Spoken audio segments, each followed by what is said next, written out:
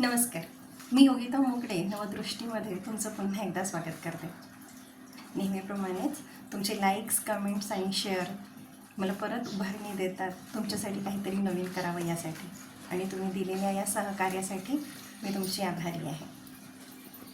नवी दृष्टीमध्ये आजचा विषय आहे, मी भाग्यवान आहे. खूप खूप धन्यवाद. हो, खरंच मी भाग्यवान आहे. खूप खूप धन्यवाद.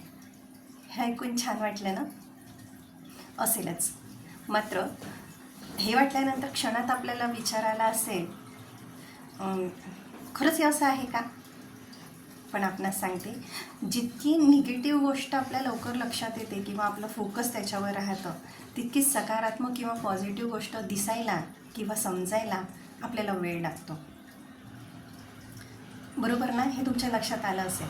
आपले लक्ष किंवा फोकस नेहमी हे निगेटिव्हकडे जास्त वळल्या जातात. हे नॅचरल आहे.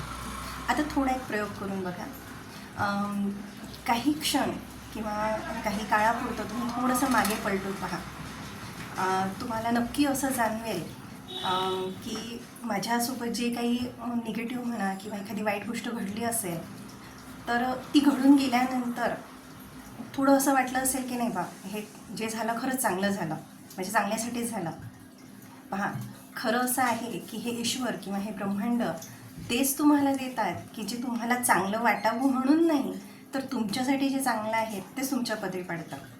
फक्त आपले लक्ष म्हणजे त्या निगेटिव्ह थिंगकडे असते किंवा आपल्याकडे तो बघण्याचा दृष्टिकोन असायला हवा किंवा आपलं लक्ष जायला हवं. मात्र वाटतंय ना की तुम्ही, म्हणजे हे पाहून असं वाटतं ना की बा तुम्ही खरंच भाग्यवान आहात. बरोबर? आणि म्हणूनच सांगते की रोज म्हणायला शिका की मी भाग्यवान आहे. खूप खूप धन्यवाद आणि चमत्कार बघा. धन्यवाद.